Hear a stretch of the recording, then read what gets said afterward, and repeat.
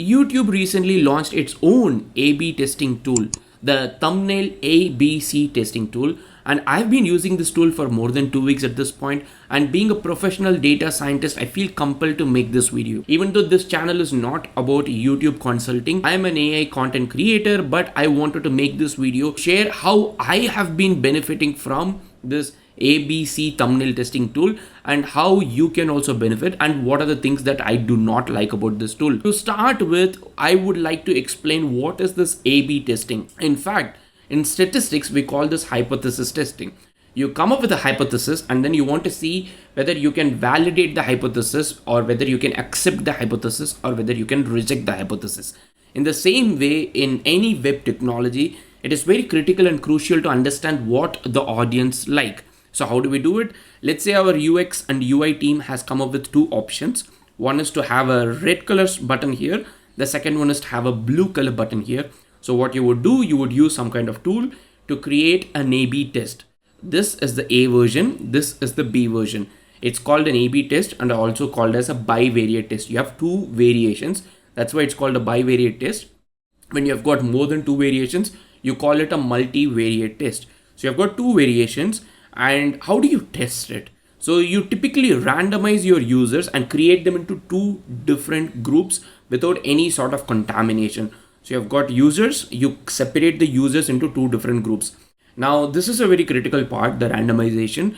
So you use some kind of an ID like session ID, timestamp, geo and something to randomize the users, and then you conduct the A/B test, and then you measure the A/B test in some kind of metric, and then you finally see the result about the different versions A and B, and sometimes do a statistical test which is called a t-test, and then finally get the result out.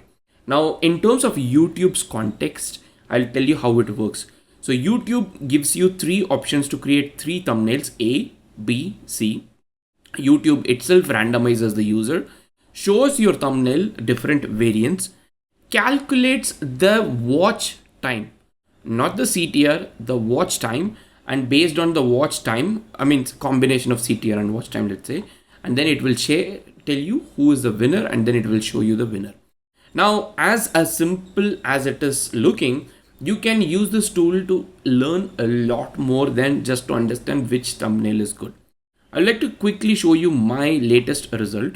So as you can see here, I recently did a thumbnail test, and I had three variations. The title of the video is about, I think, what is an AI company. And as you can see here, the thumbnail with my face has been declared the winner. But the other two thumbnails were one of the most popular figures, Sam Altman, was closer, but the other thumbnail did not win. But during the course of the test, the thumbnail 2 was almost on par with what my thumbnail is. For you to understand why these kind of variations exist, one thing that you need to very clearly understand how YouTube distributes your video, or also known as YouTube algorithm. YouTube algorithm knows that your subscribers are going to be your closed family kind of a thing, like very important cohort. It's almost like these people are in blindly love with you. So what YouTube does is, every time you publish a video, YouTube takes the video, puts it on the homepage of your own subscribers. Let's say you have 10 subscribers. It is on the homepage of the 10 subscribers. For a simple calculation, let's go with 100. 100 subscribers, it puts on 100 subscribers homepage. Now these 100 subscribers, out of them, a bunch of them will click the video and watch the video. Now let's say 10 people out of 100 click the video and watch the video. Now this is your CTR, click-through rate. So 10 by 100, your click-through rate is 10% now. But YouTube has decided not to measure the click-through rate for this, because according to YouTube, what makes more sense is to measure watch time share. Am I 100% okay with that? I'm not sure. I'm not entirely convinced that this is a fair argument, but let's roll with this. So what YouTube is going to say is that out of the 10 people who clicked and watched this video, these three variants of the thumbnails were shown to them: A, B, C. And now it has been measured that, okay, the A liked this person, watched this person, B watched this person, C watched this person. Now this is probably okay for the first day, the second day. Now YouTube starts realizing, oh, this video has been quite popular within one little cohort subscribers. What if we slowly expand the circle? Like imagine the first circle is this. Slowly expand the circle based on the profile of the video, the title of the video, the kind of audiences who liked it, and it starts showing it to the non-subscribers of your video or the channel. And based on what they click, you're going to see the result again, and that's how YouTube distributes the video. So one thing that you have to be very clear is the thumbnail result in the first day could be completely different from the thumbnail result after 3 different days. That is why sometimes it's very important for you to let the thumbnail test run. That's very important. So we have 3 versions, and like I said, like initially I had like these 2 versions very close, but as the test moved on, this came up to be the winner, which is in fact in my case very surprising because I'm not a very popular YouTuber.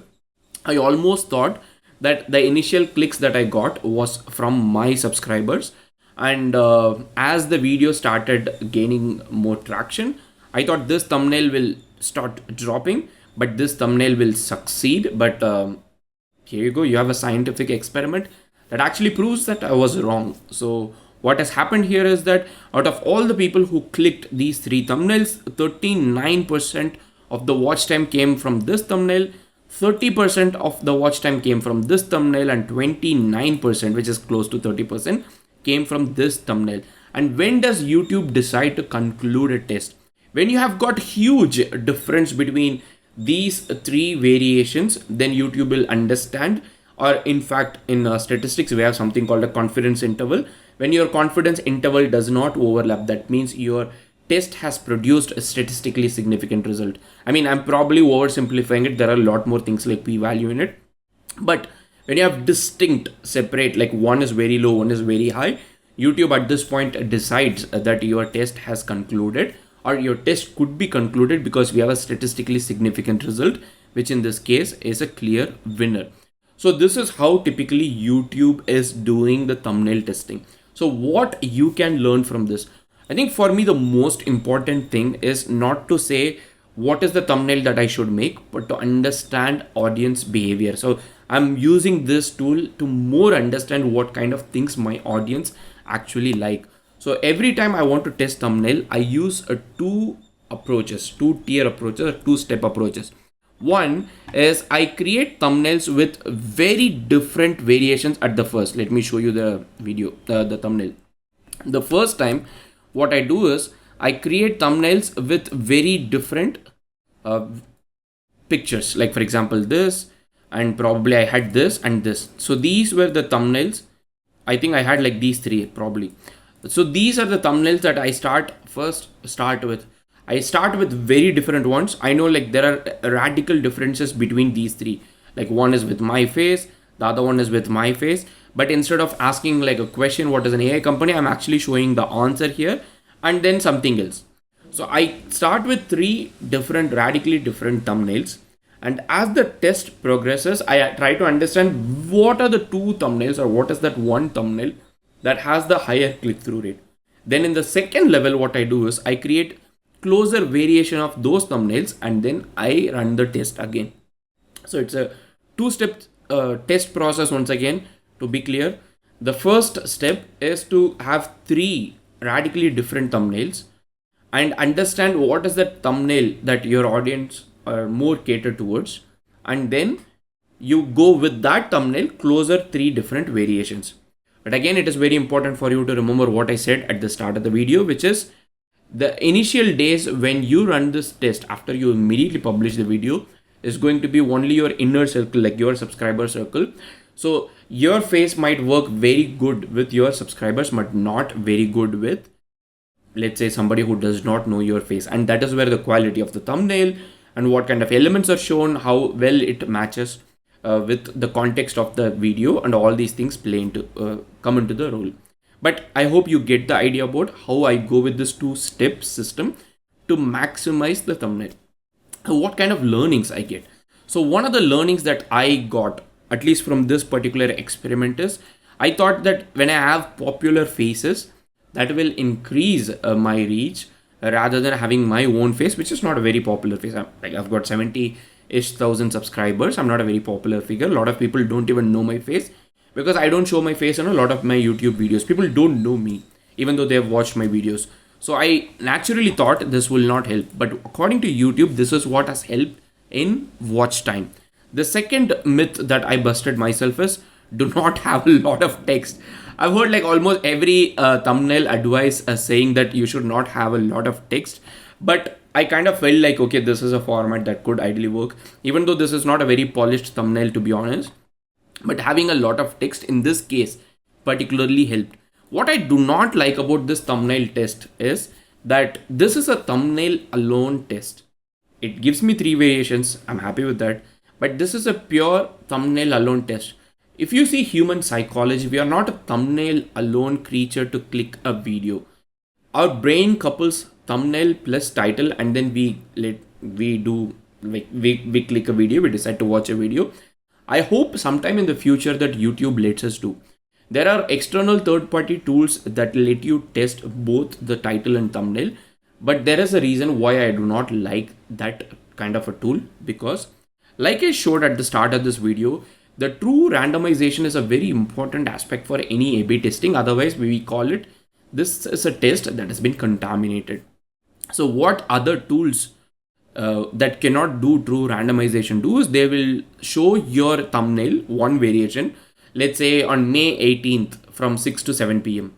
They will show another variation from 7 to 8 p.m. Another variation from 8 to 9 p.m. So this is not a true A/B test, because what you're doing is you're blocking by time. I mean, somebody can argue that, but I wouldn't prefer an A/B test like that, because I want to randomize based on my lowest unit, whether it is session, whether it is humans, visitors, whatever it is, not different blocks, because maybe the time zone would be a factor, maybe the geo would be a factor, the time of the day could be a factor.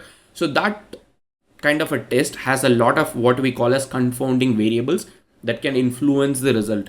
YouTube's test is quite good because they are native to the platform. This is really good. But yeah, my only gripe is that it does not let me test the title as well, which could have a massive impact in how a thumbnail is winner. The second one is I don't like the fact that they're only showing me watch time share. It doesn't cost them anything to show me both options, watch time and CTR, and they could let me experiment. Like I could go with CTR. The reason why I'm saying that is because see, watch time could be again based on a lot of different factors. It could be completely possible that one of my subscriber clicked one of this thumbnail, but they did not have at that time, so they would have this in their mind, come back 2 days later and have the video watch time. Rather, somebody who has a lot of time would watch the video at the start. I would still have something to do with CTR than watch time. So I would, if like you remember the 2-step experiment that I told you, I would start the first step with CTR, the second step with watch time, and I wish YouTube lets me do that. But otherwise, I think this is an excellent tool. So you can like manage the test, and when you manage the test, you get to see what is the watch time, what is the share, and every time you can stop it and then start a new test, and it is extremely useful for you to understand your audience behavior. Like you can start busting myths that is in your mind to understand, okay, what people like, what kind of things stick to people, and then how you want to go about it.